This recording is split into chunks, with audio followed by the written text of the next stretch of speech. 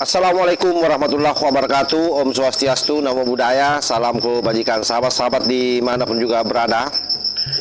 Siang tadi kita disuguhi satu tontonan yang sangat klasik sahabat ya. Ini bukan drama Korea ini, tapi ini adalah merupakan drama tersangka ijazah. Kurnia Rizal Padilla dan Rustam Effendi yang selama ini kencan teriak soal ijazah akhirnya dipanggil oleh Polda Metro Jaya sebagai tersangka. Ini adalah merupakan pemeriksaan bagi mereka. Dan seperti biasa sahabat, sebelum ruang pemeriksaan, sebelum mereka masuk di ruang pemeriksaan, mereka lebih dulu masuk ke ruang imajinasi dengan narasi yang sangat standar di depan publik. Pasal dipaksakan, ini kriminalisasi. Indonesia katanya bukan negara hukum tapi negara kekuasaan. Bohir yang ada di belakang mereka adalah Egy Sujana, tapi itu sudah takluk. Kalimat ini diulang-ulang seolah kalau diucapkan cukup keras, status tersangka bisa otomatis berubah jadi pahlawan. Untuk lebih jelasnya sahabat, ini coba kita langsung menuju videonya.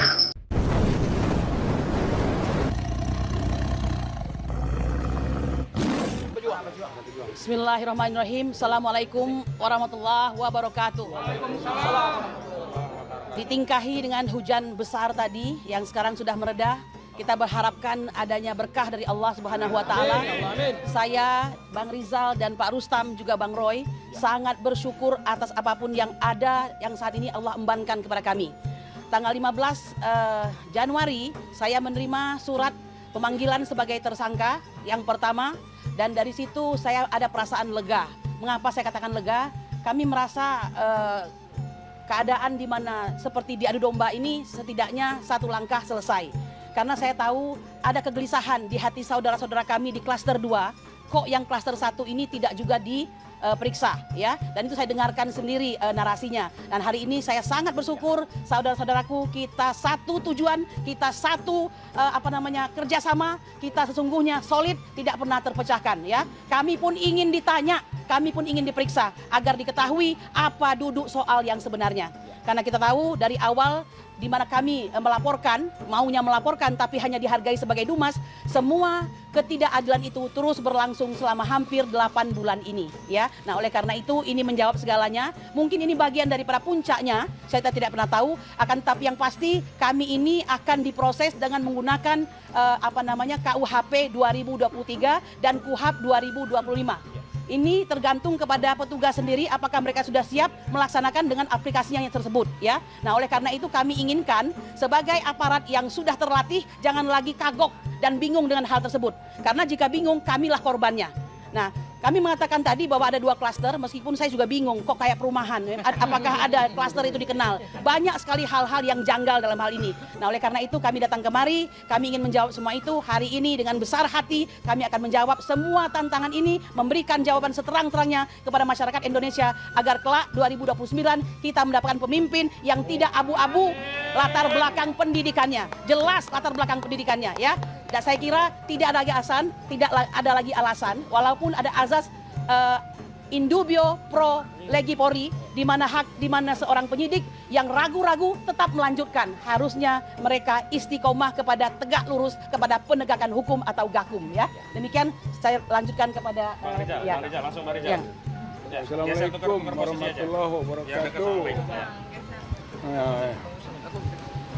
Yang kita ingin sekarang lakukan sebenarnya adalah membuktikan terjadinya 2 kecacatan ya, cacat prosedural dan cacat substansial atau material juga. Yaitu bahwa dari segi prosedural nanti kita akan kritisi bahwa ini tidak benar, tadi sudah disinggung bahwa ini adalah pemaksaan, ini bukan penanganan kasus perkara kriminal, bukan, tapi kriminalisasi. Ini bukan murni hukum, tapi ini adalah kemauan politik dengan memperalat hukum. Dan itu kan kita buktikan tentang aspek proseduralnya yang dibuat sedemikian rupa sebagai rekayasanya. Yang kedua tentu saja tidak teruraikan lebih dalam itu ialah masalah substansialnya. Ya, tuduhan ataupun sangkaan tentang pelanggaran pasal 310, 311, 160 KUHP lama yang dikaitkan dengan pasal 33, pasal 34 dan 246, bahkan 243 juga dikaitkan ke sana di KUHP baru yang menggambarkan bahwa 3 ataupun pasal-pasal itu kita akan buktikan tidak memenuhi bagi sangkaan kepada kita semua. Misalnya soal pencemaran 310, 311 atau 433, 434. Itu kan. Itu hal yang bagaimana terjadi pencemaran dikaitkan dengan fitnah. Jika belum ada pembuktian tentang ijazahnya itu asli atau palsu. Sampai detik ini tidak ada satupun instansi yang punya kredibilitas bisa membuktikan tentang status ijazahnya asli atau palsu. Maka tidak ada itu pasal yang disebut pencemaran maupun fitnah. Kemudian yang berkaitan dengan masalah penghasutan. Penghasutan itu semua sudah tahu bahwa itu deliknya material. Material itu harus ada bukti nyata prakteknya dari apa yang disebut dihasutkan itu. Dan itu sama sekali kita bisa menyatakan tidak ada bukti itu. Itu tidak akan ada, berarti tidak mungkin terbukti pasal itu. Termasuk juga dikaitkan tadi 243 yang baru, misalnya soal ujaran kebencian berbasis sara. Sara apa? Dalam konteks yang apa kita kemukakan.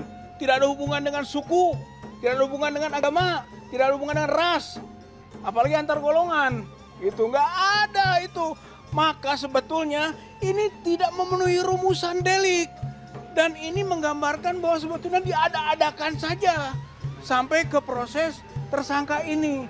Jadi betul tadi, kalau dibawa, dilimpahkan ke kejaksaan, kejaksaan harus menolaknya. Nggak mungkin diproses lebih lanjut. Dan kalaupun dilanjutkan berarti kriminalisasi berlanjut. Berarti proses politik jalan, hukum hanya alat. Inilah yang kita kembalikan ke rakyat. Hei rakyat Indonesia, negara ini adalah negara kekuasaan, bukan negara hukum. Mahstat, bukan restat.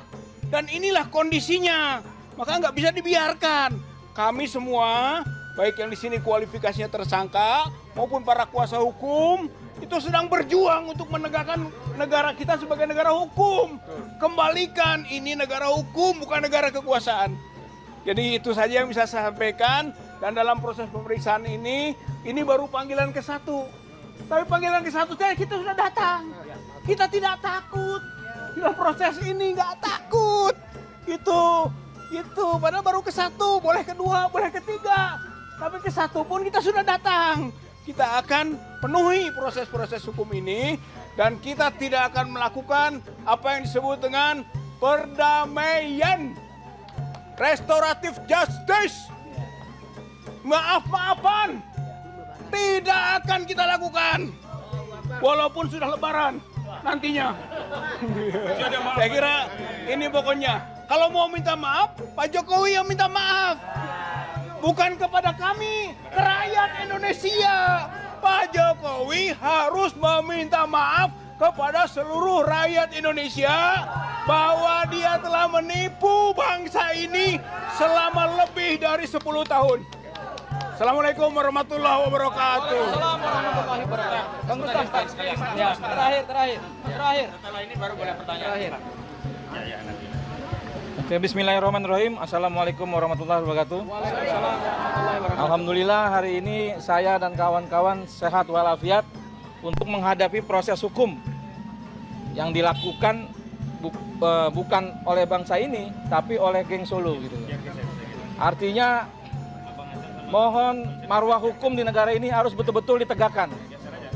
Jangan hukum ini dipermainkan oleh yang namanya Joko Widodo. Karena apa? Karena saya sendiri meyakini ijazah Jokowi itu ada yang buat.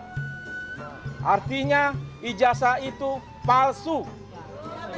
keberadaan kami di sini, ini menunjukkan bahwasanya Jokowi masih punya kekuasaan di atas Polri. Hukum tidak berlaku untuk Jokowi. Dibuktikan apa? Kemarin terjadinya restorasi justice, Egy Sujana dan Damai Hairil Lubis dilakukan di Solo dengan dihadiri petinggi-petinggi Polri. Oleh karena itu, Jokowi selalu bertanya, ada orang besar di belakang TPUA. Saya kasih tahu Pak Jokowi, orang besar itu memang ada. Allah Subhanahu wa Ta'ala, dan satu lagi orang besar itu ada di TPUA. Namanya Egy Sujana. Dan udah diambil. Jadi silakan Pak Jokowi bertanya oleh Egy Sujana. Karena proses ini Egy Sujana yang melakukan bertahun-tahun. Bukan orang lain, bukan partai-partai lain, bukan Pak SBY atau bukan PDIP, Egy Sujana. Ini saya ngomong jujur. Karena saya di situ. Satu hal lagi, kami kemari TPUA Rustam, saya, Bang Rizal Fadilah, Ibu Kurnia, untuk menguatkan antara kami dengan RRT. Karena apa? Sesuai tadi yang ditunjukkan oleh Mas Suryo, bahwasanya mereka bertiga diminta untuk menjadi saksi. Tapi terperangkap dalam situasi politik hari ini. Di sini kami menyatakan kami bertanggung jawab TPUA kepada mereka. Oleh karena itu, kami akan tetap bersama RRT untuk membuktikan bahwasanya ijazah Jokowi memang benar-benar palsu. Karena apa? Ada pembuatnya. Saya selalu sebutkan namanya Eko Sulistyo. Isu itu beredar di kalangan aktivis. Saya minta Eko Sulistyo hadir, klarifikasi, kita ketemu. Dan juga saya berharap kepada Pak Jokowi, kami bukan untuk memenjarakan Pak Jokowi. Cuman kami hanya meminta supaya Pak Jokowi bicara jujur kepada rakyat. Permohonan maaf kepada rakyat. Jokowi tidak harus dipenjara gara-gara ijazah palsu. Tapi Jokowi bisa dipenjara gara-gara kasus KKN lainnya.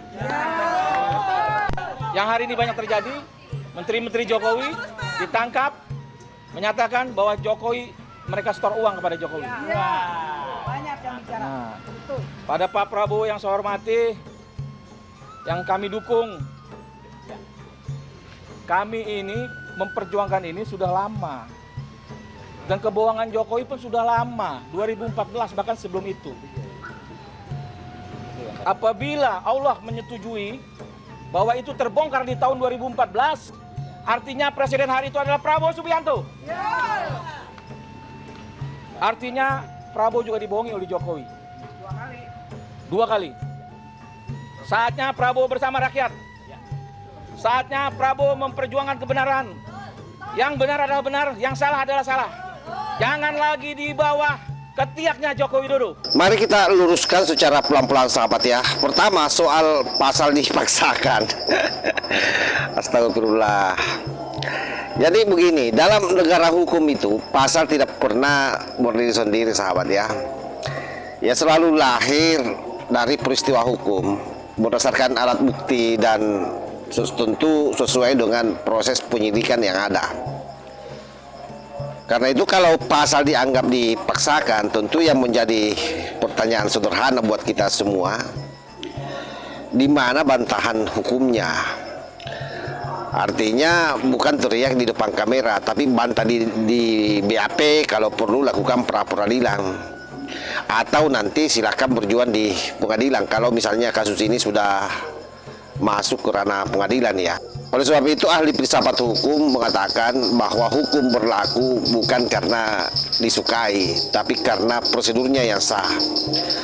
Jadi yang namanya hukum itu tidak butuh persetujuan yang namanya Rizal Fadilah, Kurnia atau Rustam Effendi, apalagi Suryo.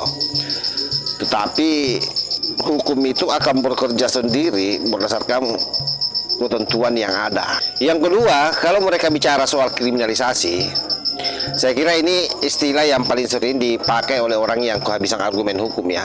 Yang mereka sudah terpojok, ya tidak ada bahasa lain. Kami dikriminalisasi. Oleh karena itu, menurut Sacipto Raharjo, kriminalisasi hanya terjadi bila tidak ada peristiwa pidana, sahabat. Nah ini kan ada. Tidak ada kerugian hukum, ya jelas adalah Pak Jokowi dirugikan.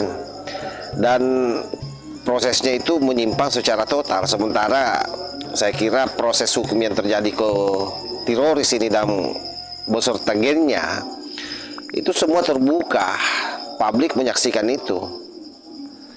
Apalagi kita tahu bahwa dalam kasus ini kan jelas ada laporan, ada pemeriksaan alat bukti, saksi, pemeriksaan pelapor, terlapor juga kan sudah diperiksa.